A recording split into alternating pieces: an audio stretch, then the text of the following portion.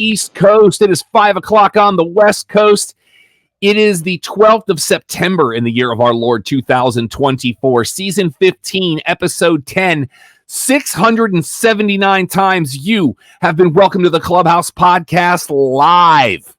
We hope you're with us live, and it looks like our feed to Sunset Lounge DFW is working. I'm very excited. Welcome to all of our new fans that are subscribers to Sunset Lounge DFW, and if you aren't, get on the Patreon. We're going to put the link up there for you. $5 a month is going to get you a ton of awesome content, and it's just getting bigger. Welcome. My name is Rob. I am the executive producer of the Clubhouse Podcast. And it's going to be a heck of a weekend for me. If you know, you know. But we don't have Alex back yet. We don't have Don. Don's out on assignment. But that does not mean it's the solo adventure, because I ain't doing that. I have two very special guests tonight, and let's bring them on right now. Chabooyah! That way. A very special first-time guest. And a man that can attest to the instability that was All Out, which we will talk about later. He is Ricardo. How are you, my friend? What's up, guys? Yo, I'm so glad to be inside the Clubhouse right now. This place is awesome. Welcome. And my lucky number is 10, and this is episode 10. So I'm excited to be here with you guys. Thank you so much for bringing me on. And at the bottom of your screen, back with us, a man that also likes the number 10. 10. 10. He is LA. How's it going, brother? Hey, man, I am happy to be here, folks. What's up? It's your main man, Mr. LA Runs Dallas, back again. Oh, shameless plugging the MMTG clothing line, of course. And most importantly, that Rob did not announce to you all, the birthday boy is on this show. I wanted you to say your birthday is Saturday. Yes, it's Saturday. Saturday, folks. It's on my calendar, bro. Yeah. Your family, your birthday's in the calendar. I know. But I'm glad to be here. It's live. We are at the Sunset Lounge. That's finally one that we're doing it big. It's going great. And please subscribe, guys. You do not want to miss the content. There's so much cool stuff coming. Trust. Want to say, speaking of cool stuff coming up, mark your calendars for the first weekend in October for Giganticon. I'll be in Killeen, Texas, for Giganticon. Some great things coming. I just had a meeting before the show tonight with our sponsor for the pre-party and the after-party, Gambit Social House, where that Friday night I will be DJing as people come and get their VIP badges and hanging out. And then Saturday night we'll be doing the after-party, where we'll be having some karaoke. It's going to be off the chain. So Killeen, Texas, get ready, because Giganticon Year 3 is coming your way. It's going to be a party. Gentlemen, let's dive right in. NCAA football is underway. The Pac-2 might be becoming the Pac-6 now. Doesn't matter. You're not Power 5. But it's okay. You're not. You know. We all got to start somewhere. The Pacific Conference is really trying to stay alive. God bless them. But some scores from last weekend. Indiana wins big 77-3 over Western Illinois. However, another team in Illinois did very well. We'll talk about it here in a minute. BYU squeaks one out against SMU by a field goal. Oklahoma State, number 13, by 8 over Arkansas.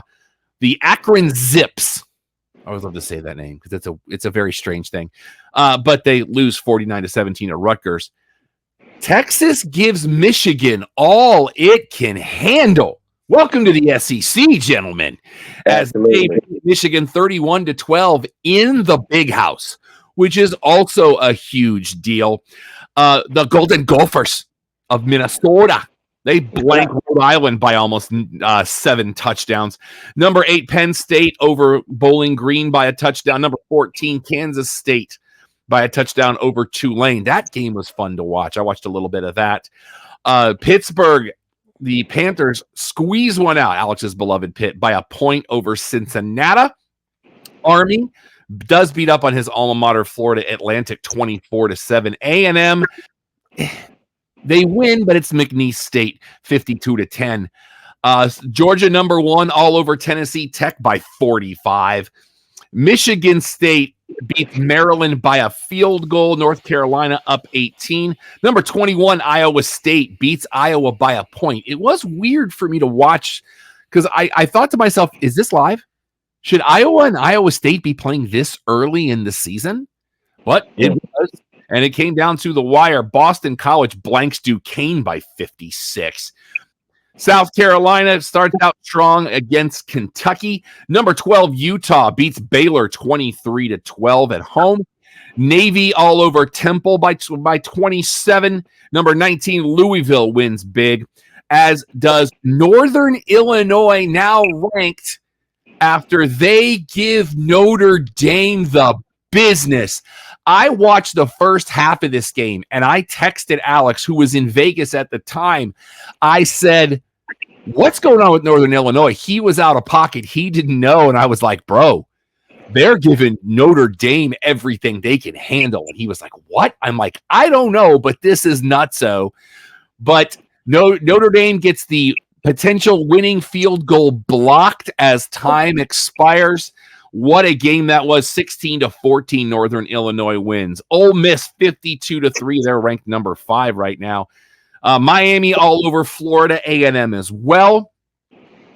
Number 6, Missouri blanks Buffalo, and I'm always up for a Buffalo loss on any level.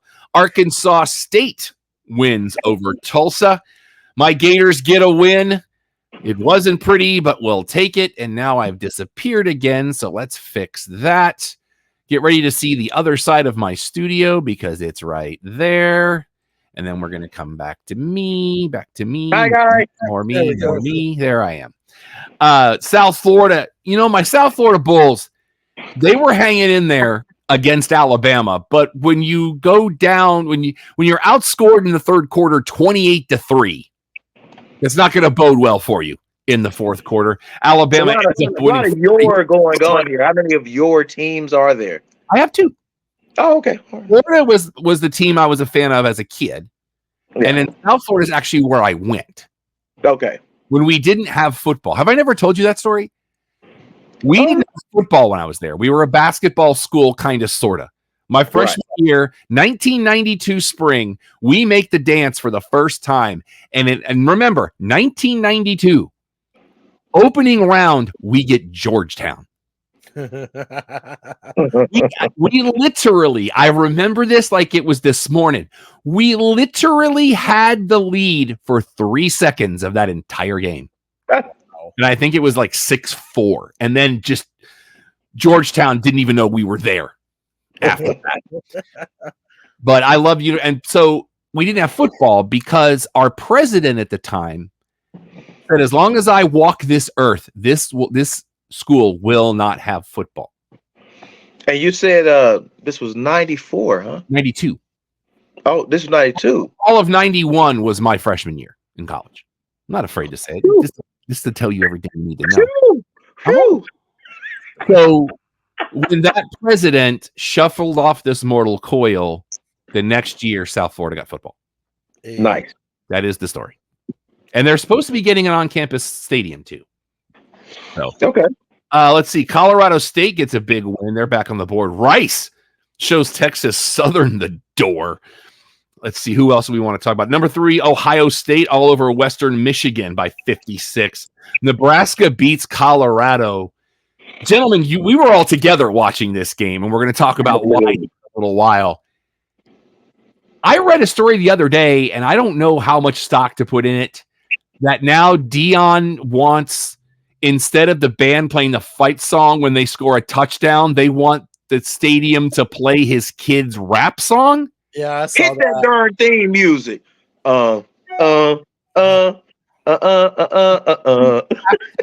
Gore first? I'm just saying. How about win the game? And so, hey, what do we know the quote is? We play to win the game. Yeah. You guys won just by having my son and I show up. Shout out to Phil who's watching us live. I was just like, are you kidding me? Like, let's just change the entire tradition of the school. No, you play the fight song. That's the way it works. I don't care who you are. driving me crazy. LSU wins big over the powerhouse known as Nicholls State. North Carolina State goes down to Tennessee 51-10. North Texas gets a win by 15. Oklahoma beats Houston by 4. Clemson puts 66 on Appalachian State. Oh, man. Woo! Phil's right. Prime wants it all about him. And it's Coach Prime. Come on. And what did I tell you about him on the other night at LA? I have his album. I ain't afraid. Yeah. Oh, Lord. I have Prime Time in this phone right now. I ain't scared. Must be the money. Oh, wait, hold up. Do you have Shaq's album too? I've got Biological Doesn't Bother as a single, and I have What's Up Doc. I think I have What's Up Doc in there too. Yeah. What about Macho Man's? Macho Man's I haven't gotten yet. I want that album. I know Girder Music has it. It's Wheels Off. Gosh almighty, it's Wheels Off. Let's see. Liberty wins by 6. Number 9, Oregon over Boise State by a field goal. And number 11, USC beats Utah State 48-0. NFL news, let's get into it. Kendrick Lamar is your Super Bowl halftime show. Thoughts? Yeah. Drake just died and rolled over in his own grave. Oh, no, not true. Not true. I want to talk about the choice for the Super Bowl halftime show. The fact that he was chosen, well, a couple things that I found out. One is that there is a committee that puts up a vote for certain stars, and he was on that list.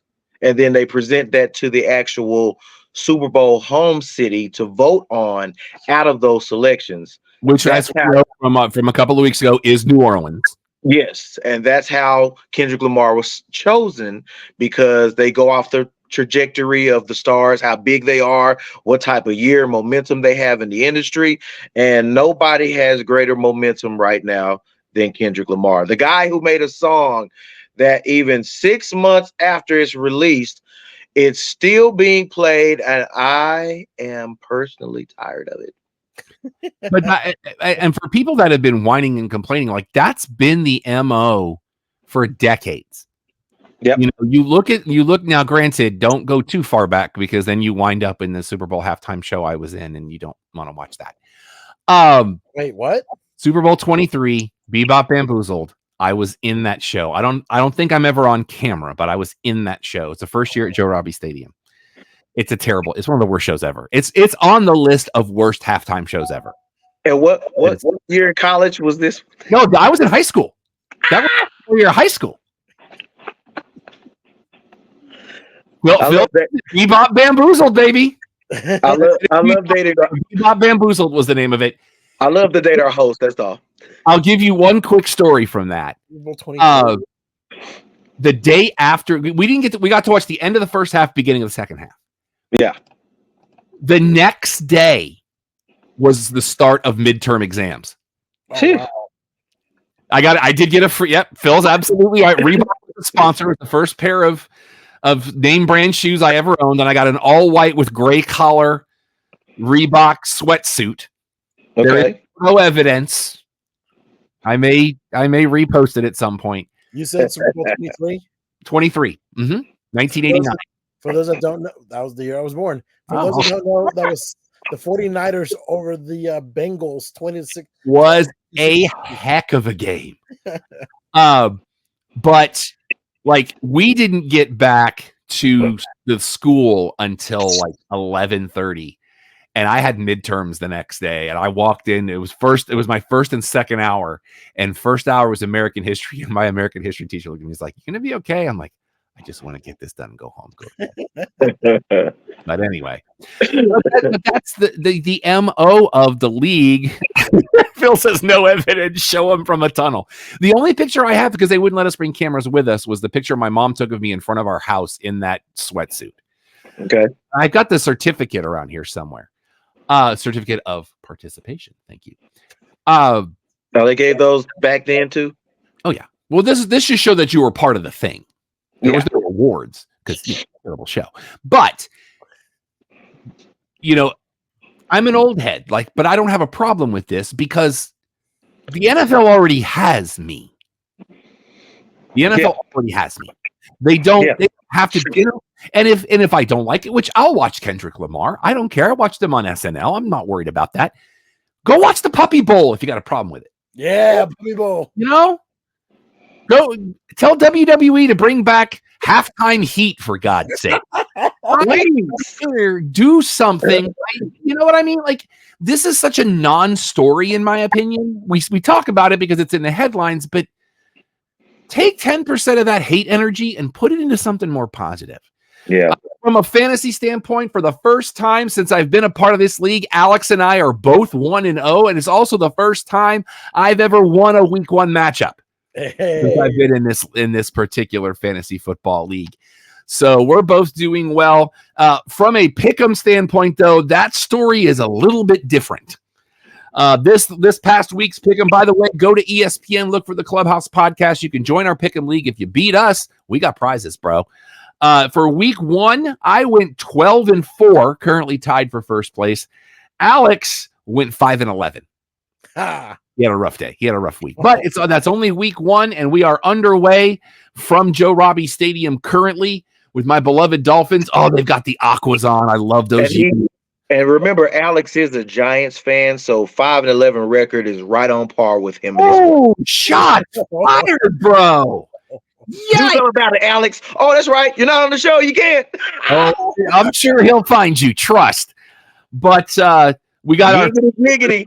Make sure you join us for our pick'ems. Let's talk about the week 1 scores last Thursday night. Kansas City was giving Baltimore 3. It was going to take more as they beat them by 7. I said it before last week's game.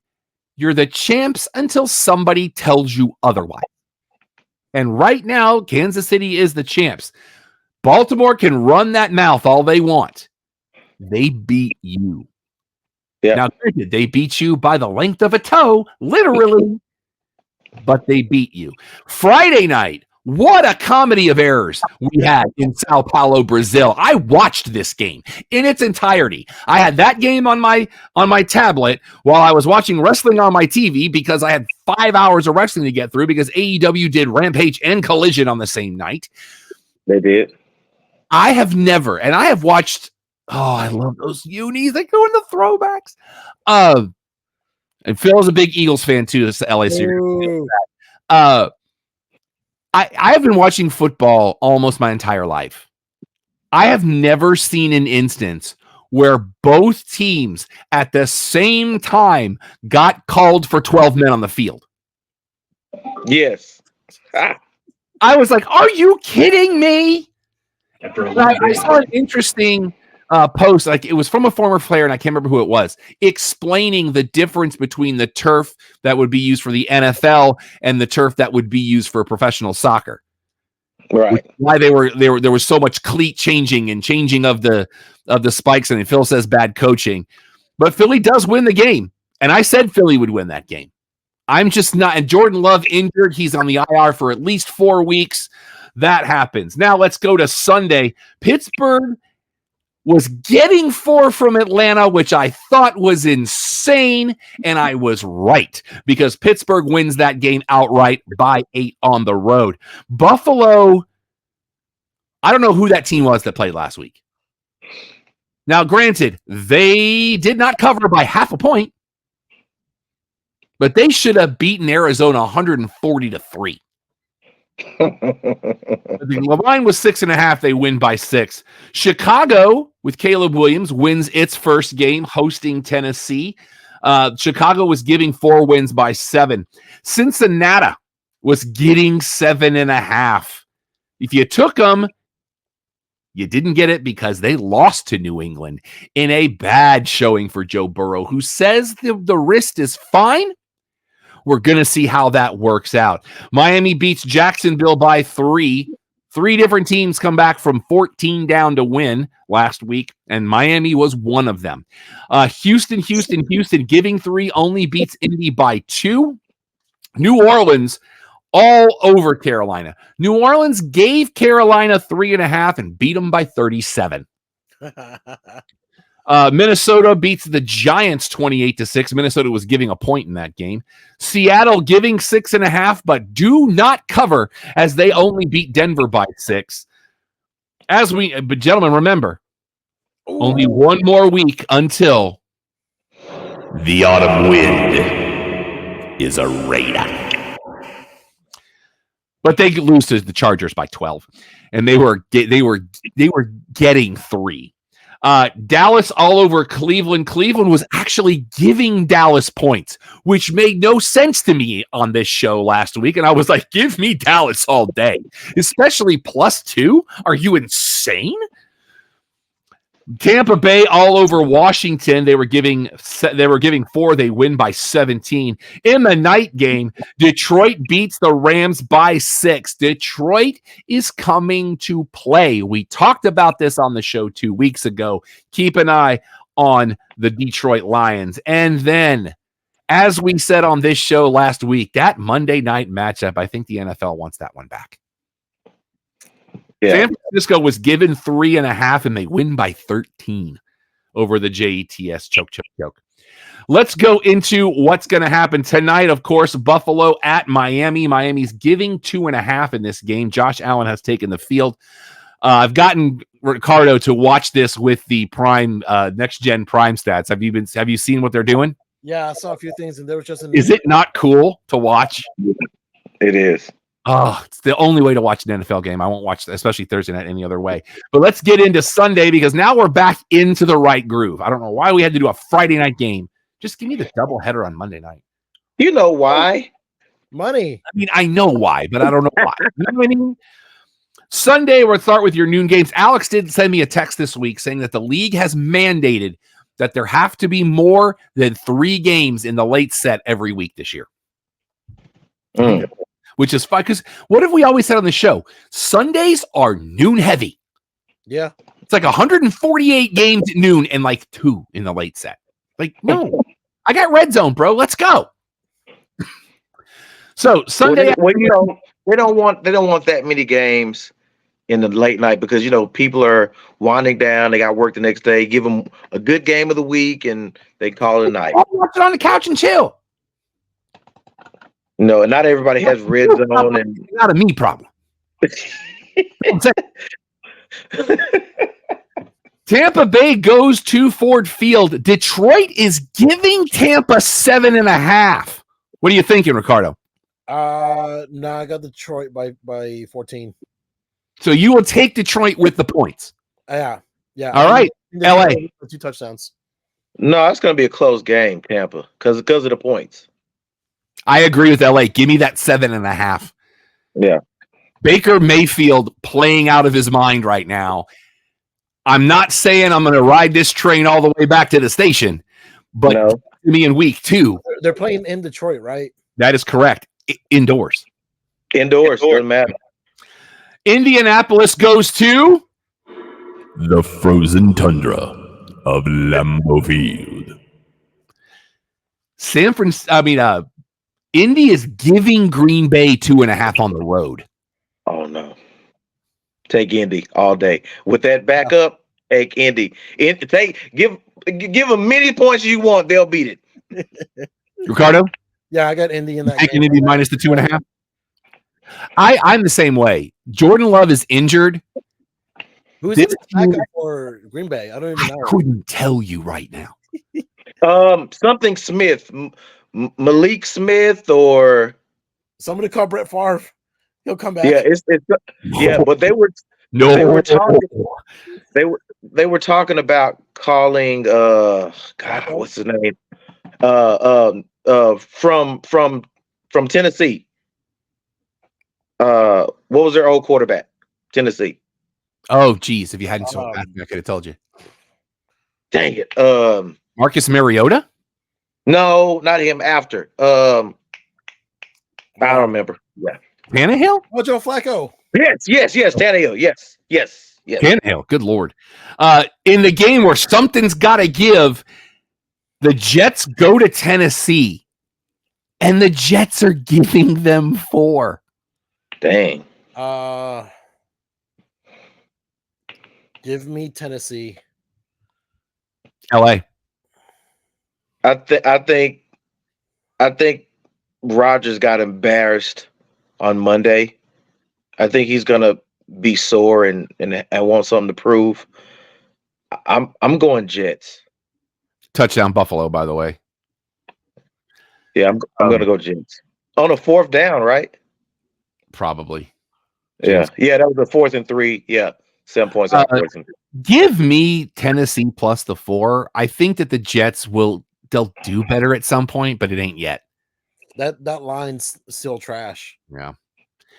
Also in the early set Sunday, San Francisco goes to Minnesota and is giving them 5.5. Give me San Fran. Yeah, it's not enough. It's a lot of dogs that I don't think are should be in some cases they shouldn't be dogs, but yeah, give me San Francisco minus 5.5. Well, I mean, I think it's general. Christian McCaffrey will play at that game, even though they just held him out this last one. I think he'll play this. He'll just go off.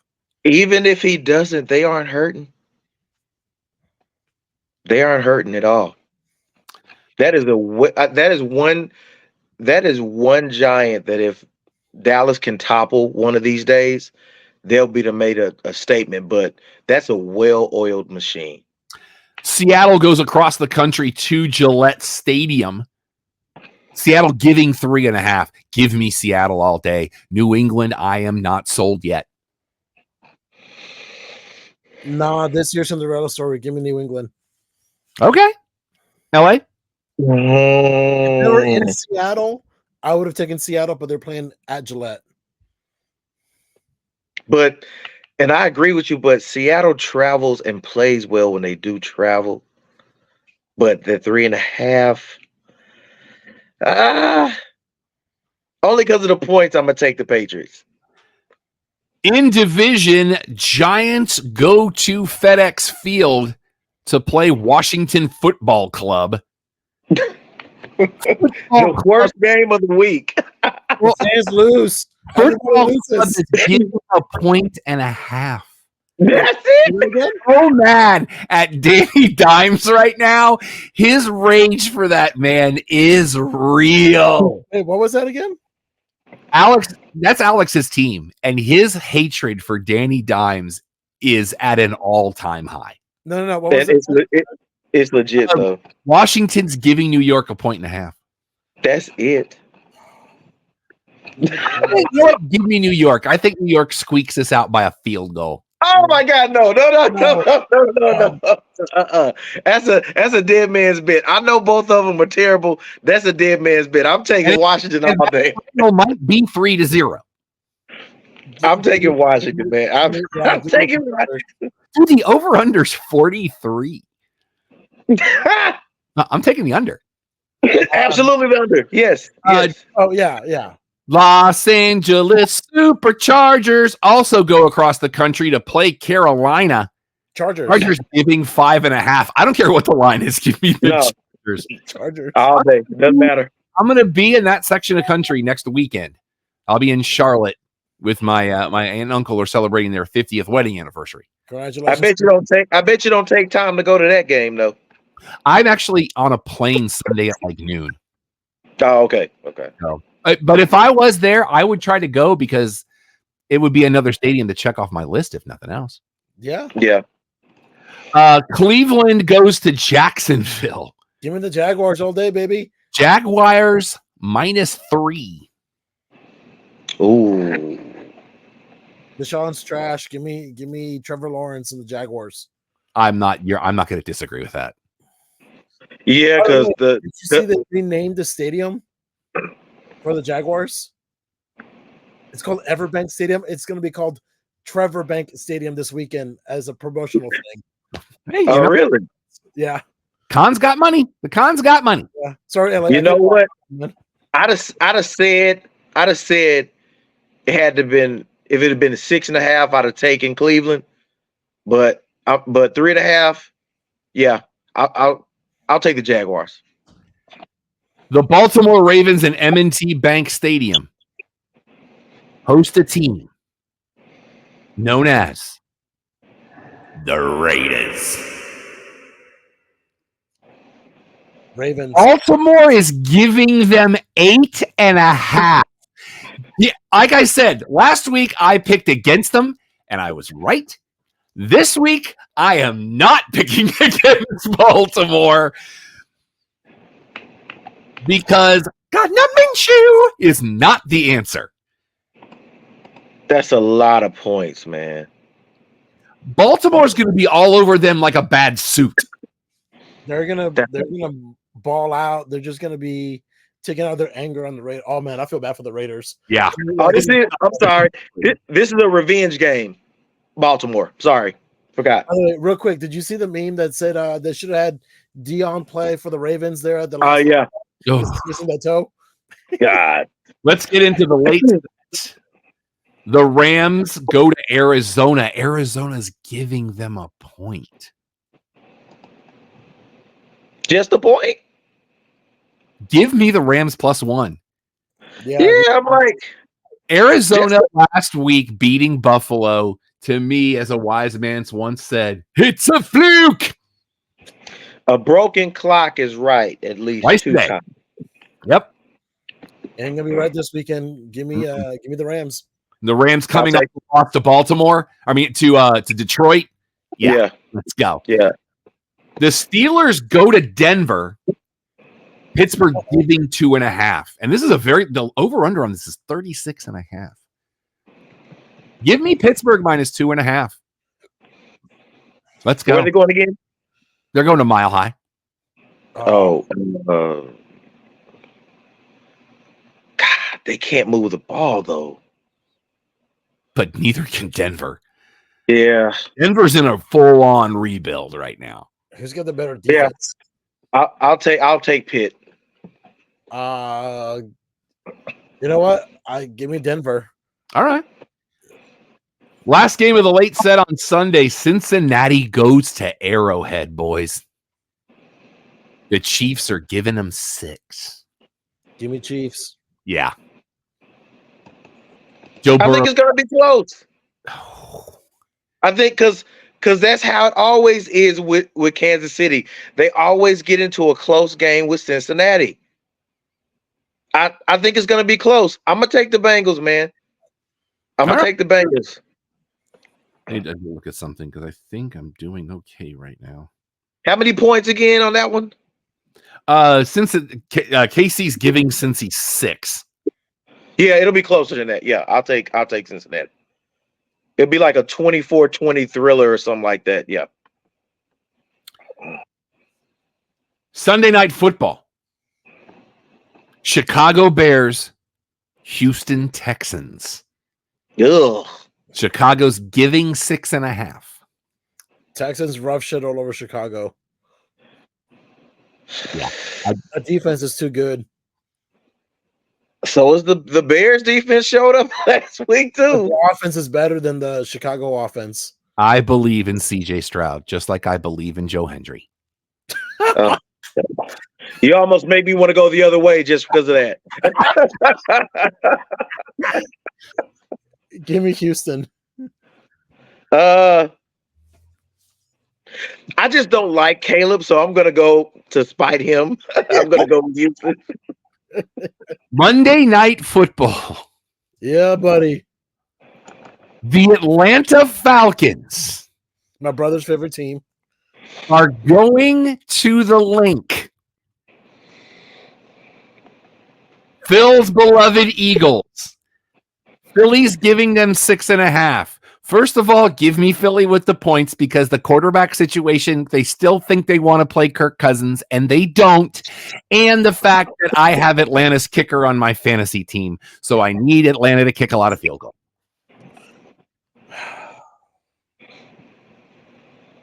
The Cowboy fan in me wants to say the Falcons. But I know the Eagles are probably going to win. But a broken clock is right twice a day. Hey, give me the Falcons. What's the points? 6.5. This is not going to be a pretty game. Give me the stupid Sheagles. Because one of the pick'em pools I'm in is with the Bob and Tom show, and you have to. By the way, I was tied for second place. There was a 61-way tie for first place in that pool this week. Okay. And I came in one game below that. My prediction for the final on this. Oh, that's for you, LA. Brother, hey, no, not at all, Phil. Okay, not at all. It hurt. But I love the football here. Ooh, almost a score. I know they got him down to the 1, but it's Jalen Waddle and I've got him. You guys are ahead of me. I'm happy. I just love Thursday. I think Rob's ahead of both of us, though. You missed one game, Rob. I did? Yeah, Saints Cowboys. I must have skipped over that. What's the line? He must already just knew. Doesn't matter what the line is. It's as we did our NFC preview. Doesn't matter what the line is, baby. Right? No, I'm with you. However, the dub and the points, all of it. I understand where you're coming from. One of the teams that I never underestimate the Saints for is the Cowboys. That is the game. I don't care how good or bad both of those teams are. That is a game I will actually circle on my calendar. But you know that's not the same ever since Dak beat them when they had the better team in Jerry World by 3. When we beat them, no, by 2. It was 12-10. But they play up to each other. These two teams do. I don't see them doing it this time. I think we're gonna smack them around. All right, boys, let's get into baseball. 2 touchdowns. AL Baseball. Why? No, I'm kidding. Go ahead. Try to play North America's favorite game show. In the AL East, we love to look at this division because of how crazy it is. The Toronto Blue Jays, who, by the way, their pitcher blew for the second time in 2 weeks last night, blew a no-hitter in the bottom of the 9th. Oh. Damn. They are currently 9 games below 500. They're 15.5 back in the division. I love how competitive this division is. They are 2.5 back on Tampa Bay. The Rays now 3 back on Boston. Boston now 8.5 back on Baltimore. Baltimore is now only a 1.5 back on the Yankees. In the AL Central, the White Sox. Put a pin in it. Let's go to Detroit. Detroit currently 9.5 games back in the division. By the way, again, every team but the White Sox is above 500. So be ready. They are 3.5 games back on Minnesota. Minnesota is now a 1.5 back on Kansas City. The Royals now 4.5 back on Cleveland, but Cleveland's won 3 in a row. Touchdown. Tied game or almost. Let's go. In the AL West, there's a reason that tonight's episode is called Rob Could Get Distracted. In the AL West, still at the bottom of the pile there.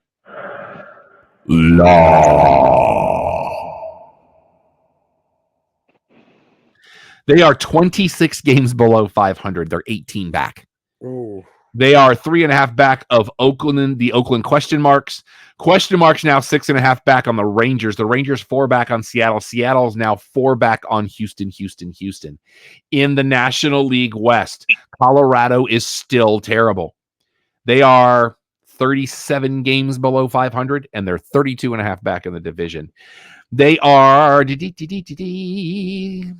17.5 back of San Francisco. Giants currently 9.5 back of the Padres. San Diego now a half game back on Arizona, and Misty's beloved Dodgers now 5 up on them. In the NL Central, Don's team is still terrible. Alex is sending me. Oh, okay. He just sent me something about Achan. They're 13.5 back in the division. They're tied with Cincinnati, but what's the team? Won 4 in a row. What's Don's team? The Pittsburgh Pirates. With Don, just go Pittsburgh. Yeah, trash. They are both 4 games back on the Cardinals. The Cardinals now game back on the Cubs, but the Cubs are now 3.5 back or 8.5 back on Milwaukee. And in the only division that matters, the NL East, my Miami Marlins are still terrible at 38 games below 500, and they're 34 back in the division. They are almost 12 games behind the Nationals. The Nationals are almost 13 back on my beloved Braves. The Braves are a game back on the Mets. Phillies now won 3 in a row and are 8 games up on them. All right, boys, it is time for North America's favorite game show. What is? Oh, before we do that, we got one more thing. Before we do that, we got to talk about the wild card because it's time to start talking about the wild card because that picture is now coming together in the American League. If the playoffs started today, okay, your wild card. You said that weird. I gotta do my radio vomit voice.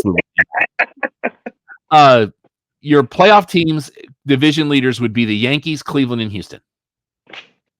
Right now, your wild card is Baltimore, Kansas City, Minnesota. Within 10 games of Minnesota are Detroit, Boston, Seattle, Tampa, Texas, and Toronto.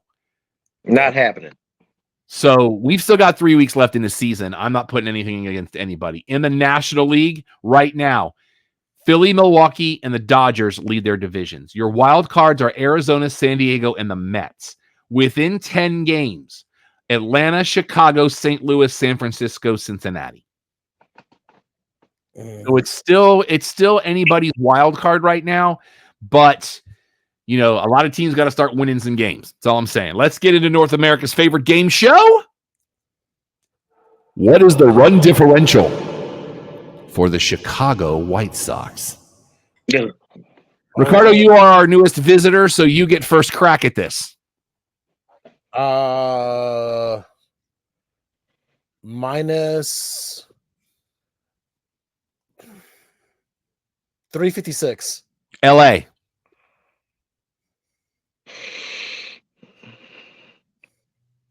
$329. The Chicago White Sox are currently 33 and 114. Jeez. That is a 224 win percentage. Okay. To help you put that in perspective,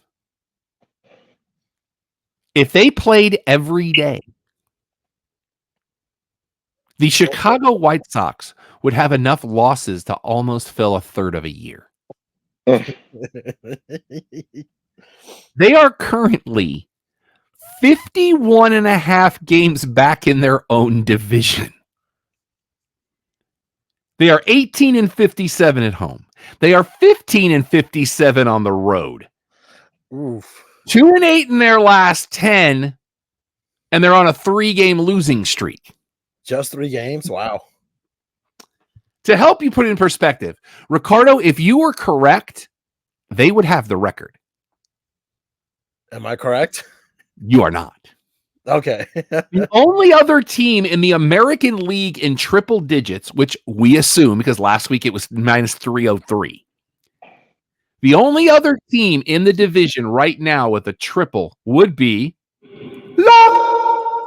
at minus 128. That's a different lie you gave. I got to mix it up. Okay. In the National League, the Marlins are at minus 197, Colorado at minus 228. The Chicago White Sox currently have a run. Phil says minus 343. You're all over. Damn. The Chicago White Sox currently have a run differential of minus 311. Oh. I was close again. And I almost thought 311 too. I almost was thinking that. So that's where we're at. 3 weeks left in the season, boys. So they could potentially hit 356. We said it last week. They're in striking distance. Like, it's not out of the question. So 3 weeks, what's that? Like 20 games? Probably somewhere. Give or take. Under. Yeah. Oh, Lord. All right. Let's get into the pop culture section of our show as we get into TV talk and start with stuff we watched this week. I got to get you that thing. I got to get you that thing.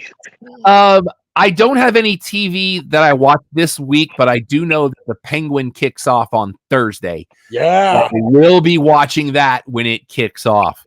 Anything you boys watched on TV this week you want to talk about? I haven't watched it yet, but I did see the drop of season 2, finally, of The Old Man. It's on my DVR, ready to roll. All right. I've heard good things. Ricardo. It's been out for a while, but I finally started watching Has Been Hotel. Everyone's been telling me to watch it. It's great. It's a cartoon. It's very vulgar. Katie barred the door, as they say. Yeah, and I'm very excited for it because I'm like, this is bonkers, and I love it. So that's something new. I really don't watch much TV shows. I usually watch YouTube. So I'm the same way. So, and remember, in 3 days, Heels hits Netflix. Yeah. I finally get to watch the last 2.5 episodes, and I have been spoiler free this long. I'm almost there. I will watch these on Sunday. Oh, let me tell you what happened. So I will come to your house and I will end you. Hey man, when the Undertaker throws off Mankind, you better have your affairs in order. That's all I'm saying. HBO Max has canceled We're Here after 4 seasons. That is their kind of docu-series about a group of drag queens. And they finally have, last week we said Salem's Lot is coming in October. We now have an official date. October 3rd is when HBO Max's adaptation of the Stephen King vampire novel kicks off. October 3rd. I'm all for it. I love everything vampires. So, something I started watching also, the Interview with the Vampire, because it dropped on Netflix. Ah, yes, the AMC series. Yes, the first season. Yeah, the first 8 episodes. So, love the books, love the movie. I mean, loving the show. Lifetime, because they are unapologetically who they are. They are looking at bringing All My Children back as a TV movie franchise. Really? Yes. Because Lifetime. Yeah. Sometimes you just stay the way. The only thing I have is also Prime Video has said Bosch Legacy will end after season 3. Oh, I was just about to get into that one. Bosch. So, yeah. TV on DVD and Blu-ray this week. Season 2 of Reacher will be available. Season 6 of The Crown. The complete series 60th anniversary special edition of Bewitched. That was in heavy rotation for me when I was a kid. And the complete series of the animated series Top Cat, also from when I was a kid. So I love Top Cat. We need to take a minute as we get into movie talk about the loss of James Earl Jones at 93 earlier this week. Such a fan on every level. He, of course he is the voice of Darth Vader. This is CNN. Like that, he's that guy. Like one of my favorite, most underrated, and this might be a spoiler for a movie that's almost 35 years old. So if you don't want to deal with this, deal with it. There's a movie called Sneakers that has Paul Newman. It's got Mary McDonnell. It's got Dan Aykroyd. They're a group of people who they're basically hackers before there were hackers. Yeah. He shows up at the end of the film and has one of the best lines ever. And if you haven't seen Sneakers, go find it. I need to get the Blu-ray because it is one of my favorite movies. I unapologetically love that movie. It's so much fun. It's just good. Go watch Sneakers. And we will miss James Earl Jones so much. Yes, sir. I was gonna, just to, of course, honoring his memoriam because I mean the guy was awesome. Lion King was another instrumental role that he played, and I remember hearing his voice, and I think he has one of those commanding voices that just evokes wisdom, and it doesn't matter what age you are, you hear him speak, and he could be saying like, burgers are best made with mayo, not mustard. And you would like literally be like, yeah, right. Mustard sucks. The Sandlot. Yeah, Mr. Yeah. Myrtle. Oh, you're not in trouble. You're dead where you stand. Like, man, Phil talks about he's looking. He agrees with you on the Vince Vaughn thing from last week, and he's looking forward to Slow Horses, which I've heard very, very good things about as well.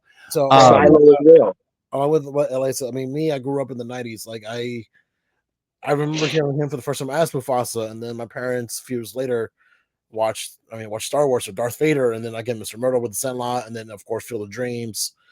And then of course he was in the remake for The Lion King a couple years ago, and even at 90, almost like late 80s, early 90s, he still had that commanding voice. It can stop time.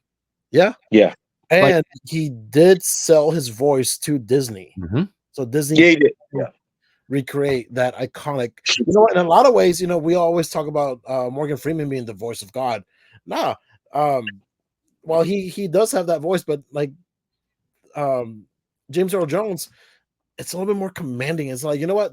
That's more for me. So rest in peace, James Earl. Thank you for entertaining us for all these years, man. Absolutely. It's very rare. It's very rare that you're gifted with something as simple as just your voice, and to make your voice move people with it is just awesome. But Rob, just a quick note, because you were speaking of sneakers, and I know it's a little delayed because I meant to do it during our sports section.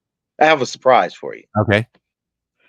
Just to honor, the greatness of this wonderful season that we're in. Come on. Wanted to show you the surprise. Actually, let me get you on a one shot so you've got the whole screen. Okay. There you go. All right. So again, shameless plug, MMTG Clothing. And your boy's pretty now I got a better shot of the shirt. It looks great. It's got the Dallas skyline. It's like, yes. Outstanding work, sir. Thank you very much. And here's another claim to fame right here.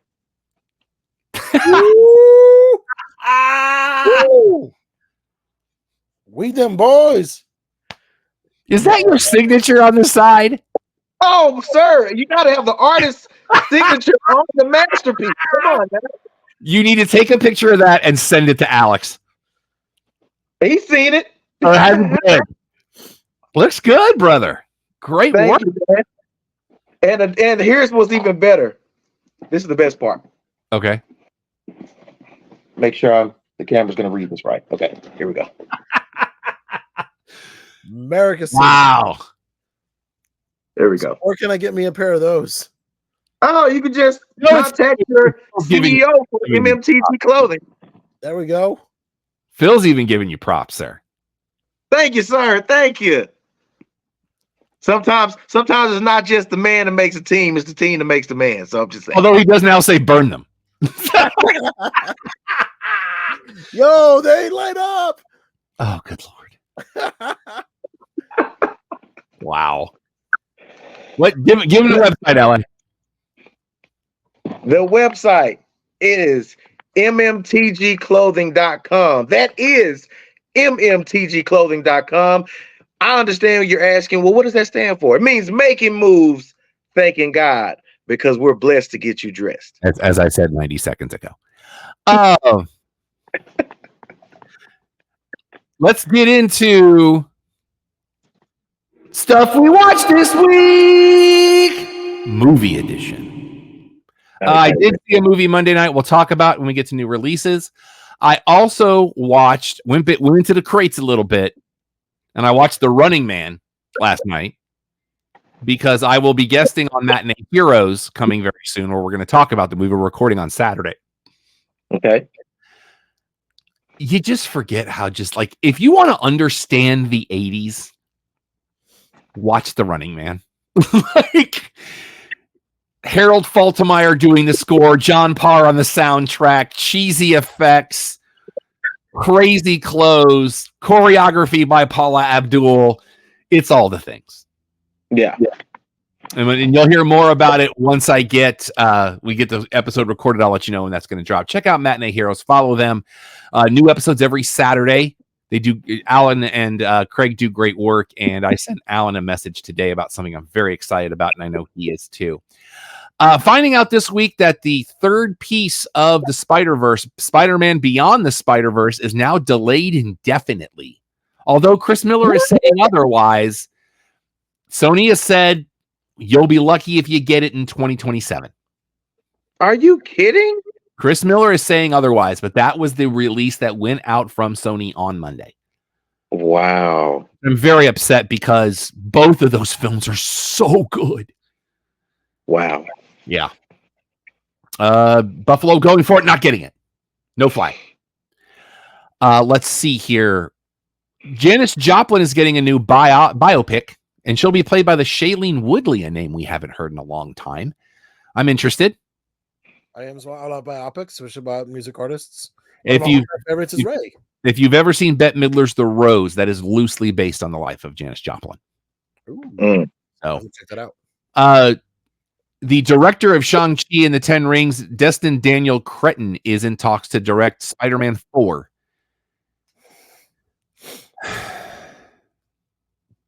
Sony, just tell Disney how big the check needs to be, please. I beg you. Like, this new Venom movie looks terrible. I haven't brought myself to Madam Web. Don't. I feel like I have to at some point. Oh, you don't. I started to watch it, and I just literally, for no reason, stopped. Oh, I think there's a reason. Don't put yourself through that, Rob. Like, seriously, don't. We have also found out that this new Lord of the Rings, The Hunt for Gollum, is actually going to be a 2-parter. No kidding. Yeah. Yeah, they're going to stretch the door on that one. You have to go big. Like, they always go big. They add stuff in there just to add stuff. You're going to stretch the dough. Absolutely. And people the big hit from earlier this year, Challengers, is going to hit Prime Video next Thursday. So there's that. Inside Out 2 now will hit Disney Plus on the 25th, which would be the day before that. It's out on DVD now. I believe it's on Blu-ray and DVD. Yeah, I saw it at Walmart yesterday. What did you guys think of the Thomas Crown Affair? Never seen it. The original, the Pierce Brosnan version was a remake. Mm-hmm. I enjoyed that version. I thought it was very good. I also enjoyed the original, which I believe has Steve McQueen in it. We're getting it again to star and be directed by one Michael B. Jordan. Mm. I like him. I like this. I love the story. I'm intrigued. Okay. It'll be for MGM Amazon. I'll watch anything with him in it, even Fantastic Four. So don't get me started. And what to me is the biggest news of the week. This is huge. So we talked a few weeks ago about something called the Criterion Closet. This is a YouTube series that's been around for 5 or 6 years now. Okay. Where they take celebrities, and it's not an actual, it looks like a closet, but it's actually in like a big truck. Mm-hmm. Where they take celebrities and they give them a shopping bag and they go into this closet, and it's every Criterion Collection movie ever. And so you get to see them talk about films that influence them. And then you go, oh, that's part of the Criterion Collection. For those of you that don't know, is like, they were the originators of things like commentary tracks and special features. Like, they've been doing this since the days of Laserdiscs.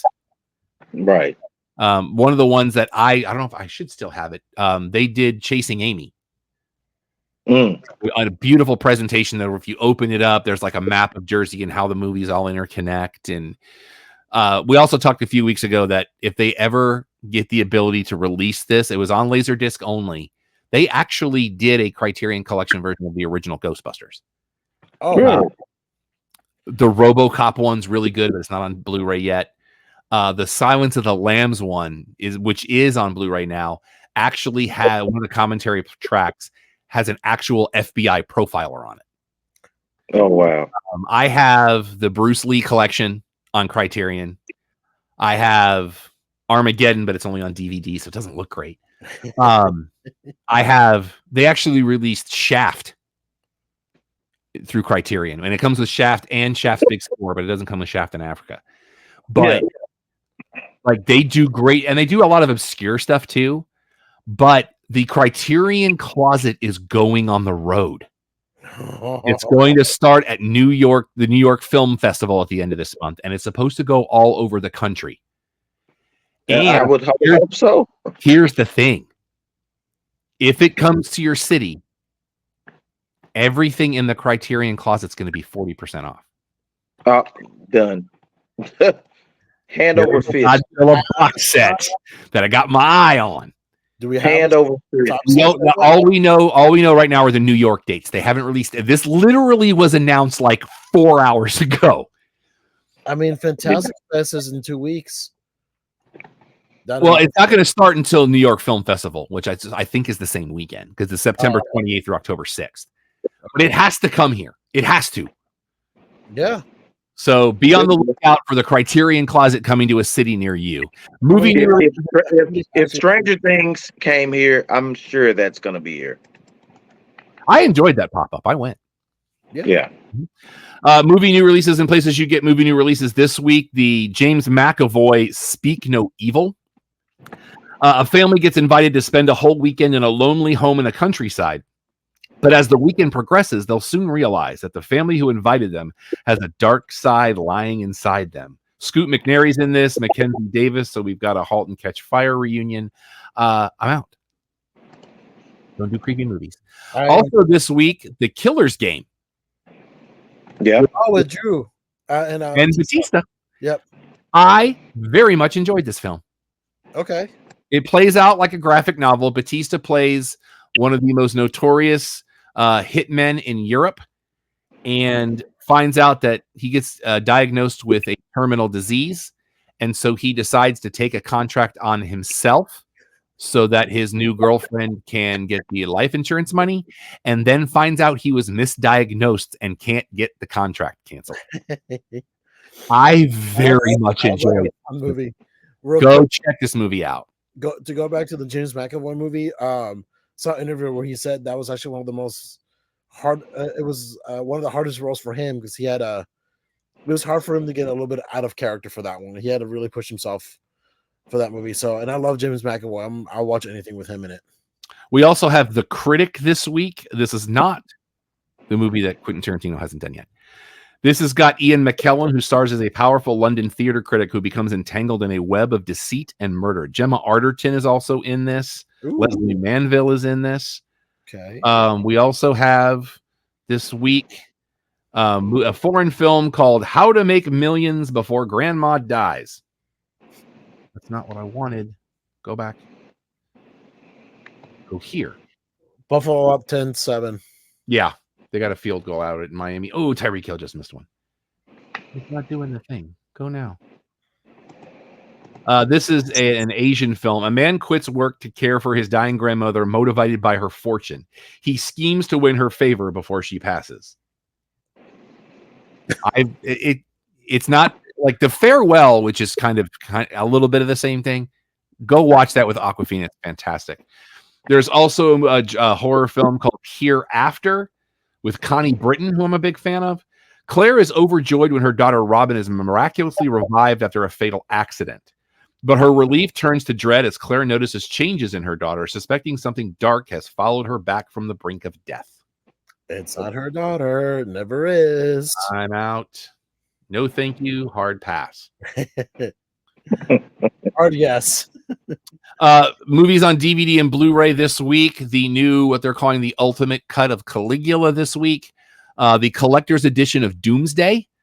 One of the things I'm going to add to this segment are there's a couple of really great DVD companies out there. Arrow Video and Shout Factory do some really cool stuff. And so if I see something on the release calendar, you'll say something.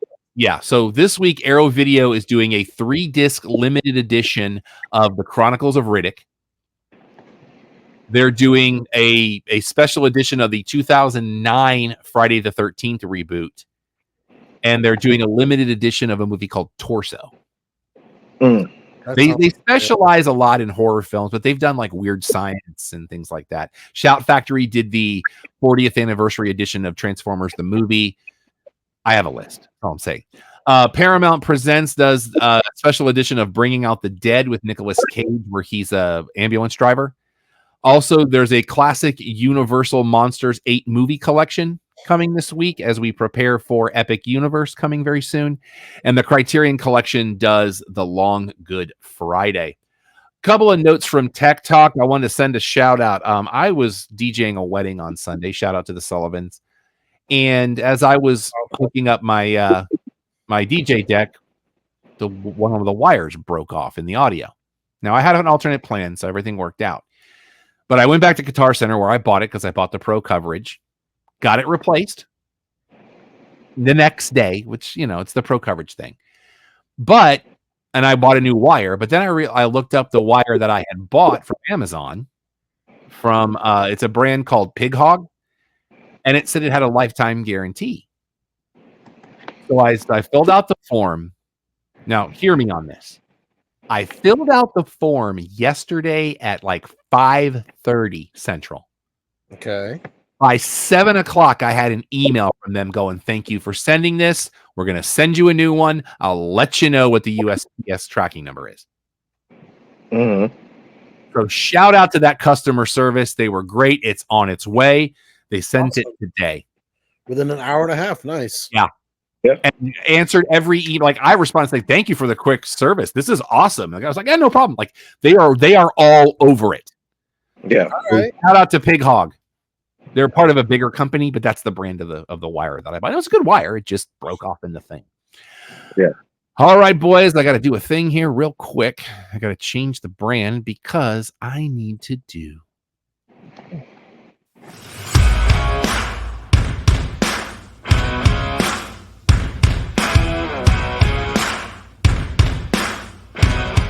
It is time to get into the Cheat Podcast, your one-stop shop for all things professional wrestling. The second half of this show, which should not take as long as the first half. Let's get into it, boys. Tomorrow night is Victory Road for TNA. I will be watching. They put a tease in last week's episode that makes it look like the former Xia Li is coming. Okay. And I'm a big fan of her, so I'm very excited about that. Speaking of things TNA related, EY has got a new gig, even though he'll still be working for TNA. Access TV has a series called Vinyl Obsession. It's where they talk to rock stars who talk about life on the road and name the albums that influence them. EY will host its new season. Oh, Okay. awesome. So, you know, why I say EY is TNA. So, Yep. Tennille Dashwood and the former, what was her man's name in WWE? Riddick Moss. Yeah. They are expecting their first child. So Mazel Congratulations to them. kids. Trevor Lee, the former To the Moon, John's favorite wrestler. He will debut October 4th for MLW at their Slaughterhouse event. So he's getting some new works, and we like Trevor Lee. And speaking of Trevor's, shout out to Trevor Murdoch and Mike Knox, who are your new NWA Tag Team Champions. Okay. WWE stuff, Milwaukee means the good land. They want Money in the Bank next year. Give it to them. We'll get it. I'll be interested. I mean, they've got some good arenas up there. I don't think they can use the baseball stadium because they'll be right in the middle of anything unless they do it during the All-Star break, which would be kind of a gutsy move because that's when All In's going to be. Going to be here. They are also saying TKO is, and this came out today, they are going to reduce the number of house shows next year by a number of 50. And they're going to avoid what they're calling marginally profitable cities. Yep. Okay. I don't think it affects this Fairburg, but Yeah, they said they're only doing about 200 live shows next year. Well, yeah, I versus 250, but Yeah. that includes SmackDown, Raw. I don't know if it includes NXT, but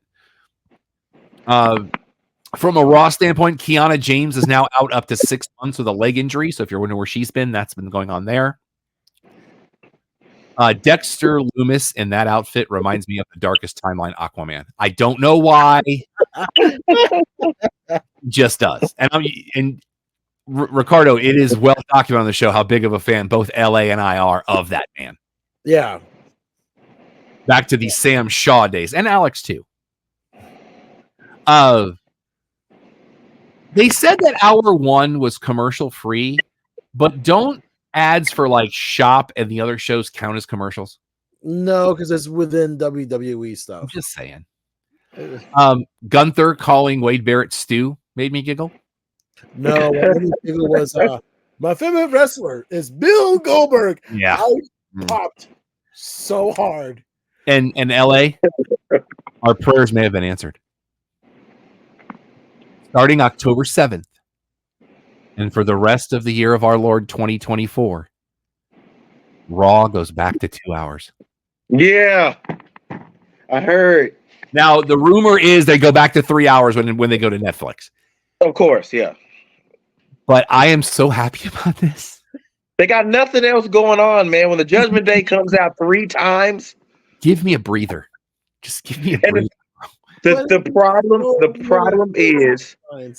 problem is they have talent on Raw that they don't push, and then they have oversaturation of talent of SmackDown where they need to be Raw heavy, like they used to do with the draft. Raw, since it was 3 hours, always had more draft picks, but they didn't do that this year. They had them at the even amount of draft picks, which made no sense because Raw's longer. And you're absolutely right. I'm happy it happened. Give me a breather for 3 months before, because we still don't know how this Netflix thing is going to work. Am I going to have to commit 3 hours, or can I watch this on a delay? But they're saying that it's still going to go, and if you have the commercial-free version, that it'll be kind of like what TNA does now when they go, we're going to go picture in picture, and then you stay full screen. As long as they do not bleep out holy S anymore, I'm fine with whatever the hell they want to do. I don't mind if they beep it. I hate that they mute it, and I hate the way AEW just turns up the crowd noise because it hurts my ears. Yeah, but you can still hear them saying it at AEW at least. And then they black out the screen, which is weird. That's a thing. Well, yeah, I mean, but they do it on USA, which I'm like, USA has shows where they curse with hard MFs and Bs and all that, and I'm like, you guys are scared of a little holy sh. James Cook now has 2 touchdowns. They were saying with the Netflix thing, like they'll do 3-ish hours, but if they only warrant 2, then they said they could like adjust the times if needed. But my question is Netflix paying for 2 hours, or are they paying for 3? So the rumor is they're going back to 3 hours come January. Yes. So Hammerstone showed up on NXT. Always like to see him. I kind of had that spoiled for me earlier in the day. And did you guys notice who Julia's translator was? Yeah, Funaki. Funaki! Number one announcer. Indeed. Good to see Funaki. He's a producer backstage for NXT, but it's always good to see Funaki. That is good. All Out was a thing. The 3 of us were there watching it together at Dave and Buster's. Keep by the channel because we are working with them to maybe do something with the show. Hopefully for Wrestle Dream coming up October 12th. Had a blast.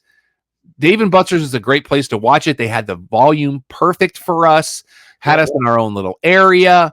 They are the official corporate sponsor with AEW, so we're working on that. Man,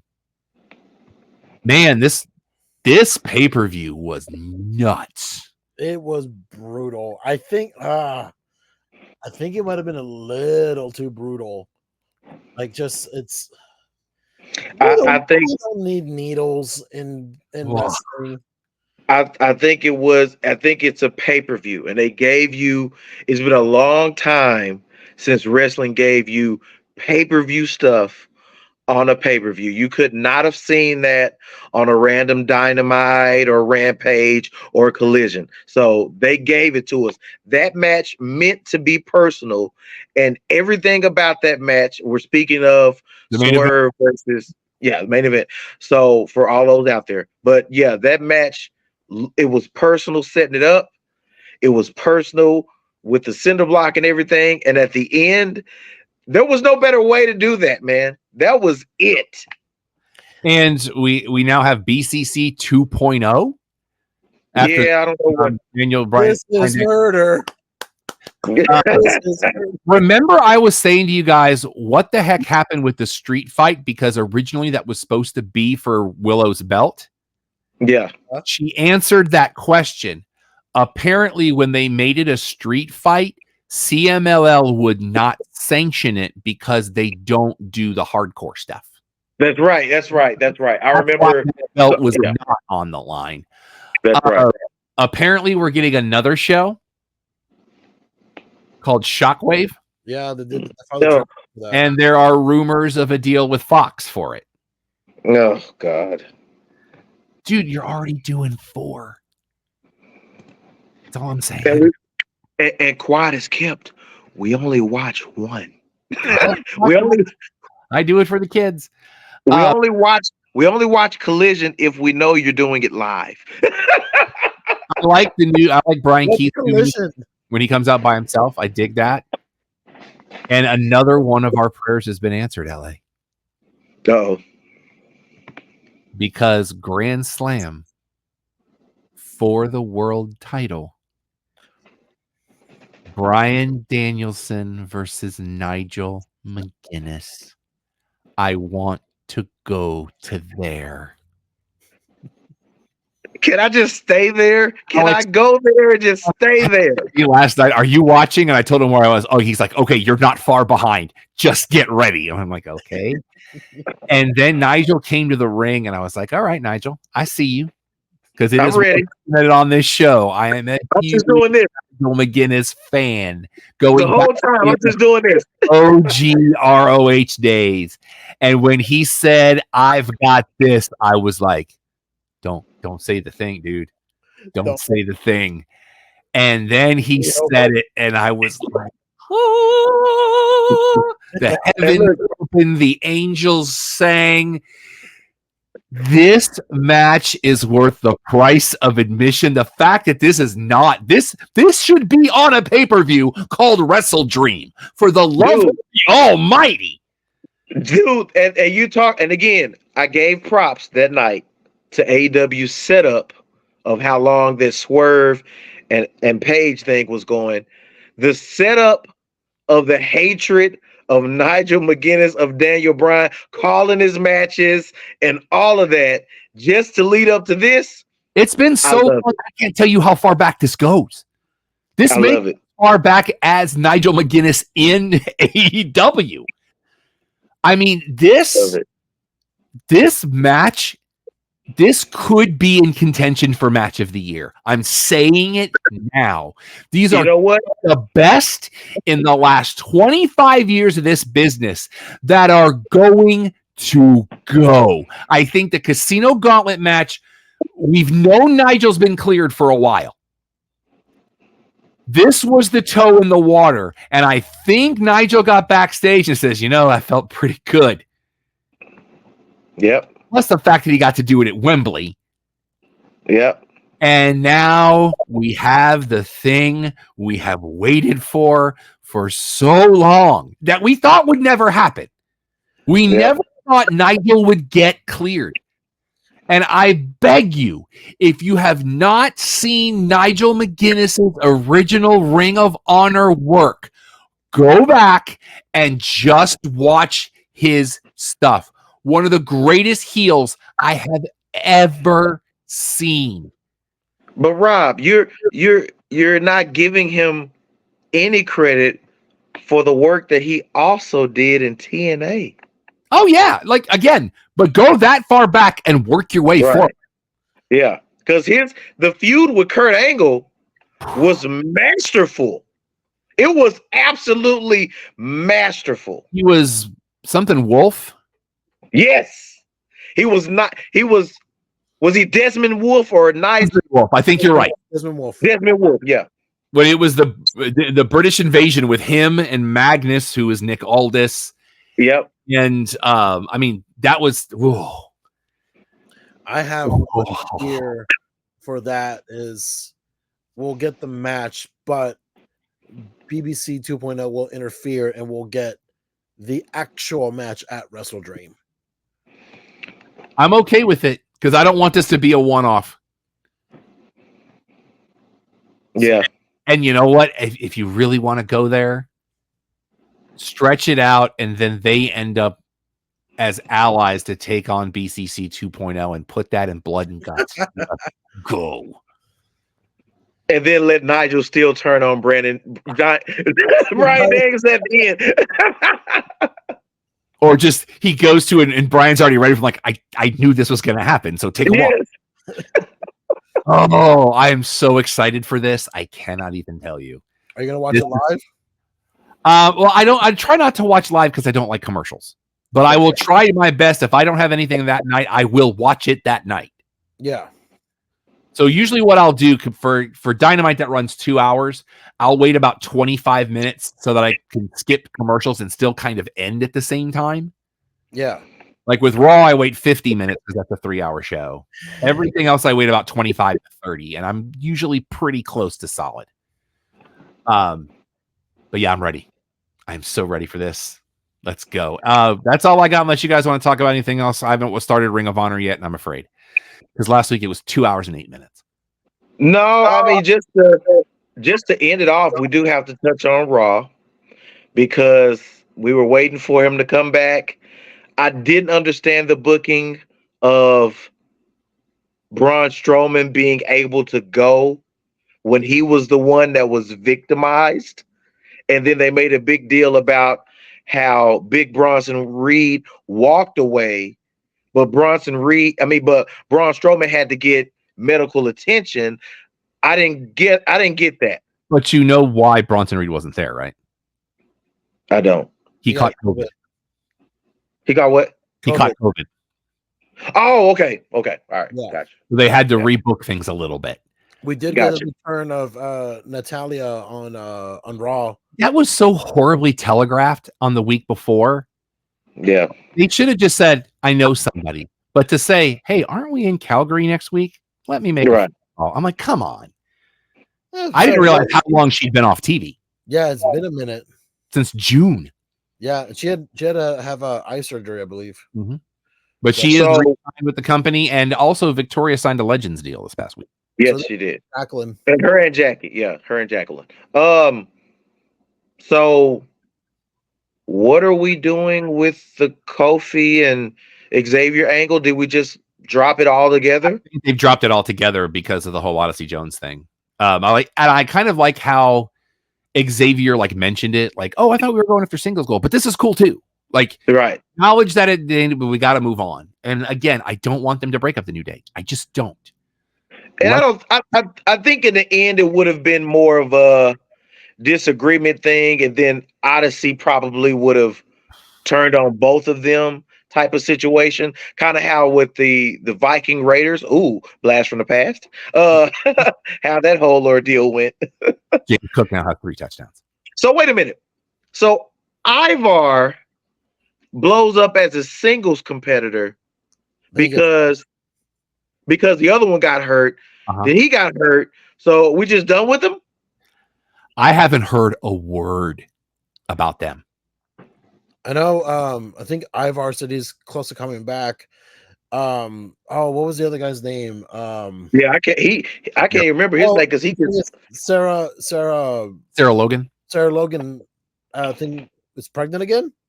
Oh, I haven't heard that. So I think. So I mean, baby on the way. You gotta stay home and take care of all that. Go to AEW and bring back War Machine, and then I'll be fine. Who had the points on this game, by the way? What was the point spread? Who was giving the points on this one? 1 second, I can tell you. Because goodness. Yeah, this is not fun to watch. I'm not gonna lie to you. Miami was giving 2.5. Damn it. Okay, well, they grabbed seconds. We just don't. Buffalo plays us so tough. I think we're 0-8 in our last 8 with them. Oh, that is true. I did see something about that earlier. So, all right. Anything else before we do the plugs, gentlemen? Nope. That's it. All right. Over that way, there's a QR code. If you're on the video, click that and get to our link tree and find out about all the things. Make sure that you are getting to patreon.com and look up Sunset Lounge DFW, $5 a month. You get a bunch of cool stuff, and there's a bunch more cool stuff coming, so get ready. For those of you on the audio feed, make sure you visit our website, www.theclubhousepodcast.com. Find everything you need to know and some stuff you don't. Like this week, we have the reviews of The Killer's Game from myself and Don currently up for you. You can follow us on your social medias, everything except Twitter and Twitch. No, Twitter and TikTok. Everything else is The Clubhouse Podcast. Those two are Clubhouse Show. You can follow me on your social medias if you would like. Everything that's Yes, That Rob Irvin. That is spelled Ervin. My normal co-host, Alex Barnhill, will be back next week. He is Vexploit on all of your social medias. And make sure that you check out our shop at prowrestlingtees.com/thecheappopcast. Some great shirts. If you got ideas, you can send those to him as well. The official fact checker of Sooner or Gator Productions is Don Ford. You can find him on X Twitter as Igbunu, IGBUNUUU. Ricardo, what do you want to plug? You can find me on Instagram under Nerdy Rick 89, spelled NERDYRIC 89. There is no K in my name. I do the 366 day challenge. It's a picture day every day for the whole year. I've been doing it for 5 years. I've not missed a day. And also between now and October 31st, I'm doing 61 days of horror, a different horror-esque film between September 1st through October 31st. So if you're not sure what you want to watch this Halloween season, check out my Instagram, as I'm posting a new movie every single night before midnight. So check that out and give me a follow. I'm almost to 2,000 people. LA. Nice. And as always, guys, the CEO of MMTG Clothing is going to be LA Runs Dallas, all formats, all the time. And also now, MMTG Clothing. Again, MMTGclothing.com. If you would like us to come do a live show for you, we love doing live remote shows and hanging out with the Empire. Email Don at don@theclubhousepodcast.com. You can email me questions, comments, concerns. Tell me to go pound sand. I am Rob at theclubhousepodcast.com. Charla Marshall is on Pinterest because we are morally obligated to say that. Our normal show every Thursday night at 8 o'clock Eastern, 5 o'clock Pacific is your one-stop shop for all things sports, entertainment, pop culture, and pro wrestling. So until next week, when I hope to God we're skating at full strength again, gentlemen, you're always welcome anytime you want to be on. Just let me know. For LA, for Alex, for Don, for the Empire, I'm Rob. Clubhouse is closed. Brittany Palmer just living her best life. It's the podcast.